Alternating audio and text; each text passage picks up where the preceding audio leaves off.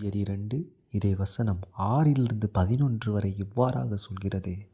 கடவுள் வடிவில் விளங்கிய அவர் கடவுளுக்கு இணையாயிருக்கும் நிலையை வலிந்து பற்றி கொண்டிருக்க வேண்டியதொன்றாக கருதவில்லை. ஆனால் தம்மையே வெறுமையாக்கி அடிமையின் வடிவை ஏற்று மனிதருக்கு ஒப்பானார்.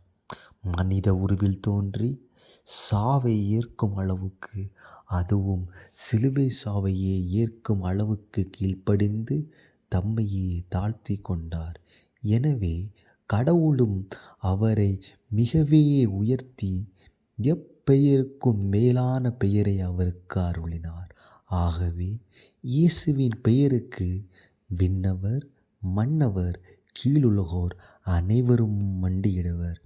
தந்தையாம் கடவுளின் மாட்சிக்காக இயேசு கிறிஸ்து ஆண்டவர் என எல்லா நாவுமே அறிக்கையிடும்.